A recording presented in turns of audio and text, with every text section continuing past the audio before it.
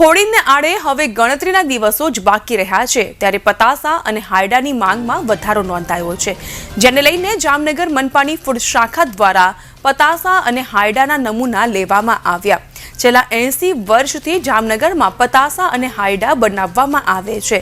હાયડા બનાવવા માટે ખાસ મહારાષ્ટ્રથી ખાંડ મંગાવાઈ છે। હોળીના તહેવારમાં હાયડા અને પતાસાનું અનોખું મહત્વ હોવાથી હોળીમાં તેની માંગ વધી જાય છે।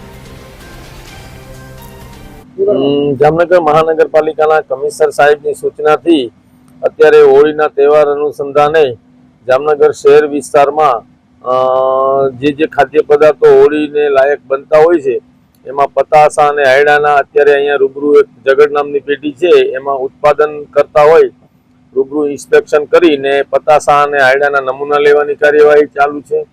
આ ઉપરાંત છેલ્લા 3-4 દિવસમાં આ પ્રકારના ખાદ્ય પદાર્થના 9 જેટલા નમૂના લેવામાં આવેલ છે અને હજુ પણ તહેવાર અનુસંધાને જે મીઠાઈ અને ફરસાણ આરોગવામાં આવે છે એના નમૂના પણ લેવામાં આવશે અને આ તહેવાર અનુસંધાને કામગીરી અમારી ચાલુ રહેશે। અમે અહીં હાયડા અને પતાસાનું 80 વર્ષથી મેન્યુફેક્ચરિંગ કરીએ છીએ। મારા દાદાના સમયથી ભગવાનદાસ લવજી જગરના નામથી અમારી વર્ષો જૂની પેઢી છે અને અમે પતાસા અને હાયડા બનાવીએ છીએ। પતાસા અને હાયડાનું માત્ર હોળીના ને અનુલક્ષીને અમે આ ઉત્પાદન કરીએ છીએ।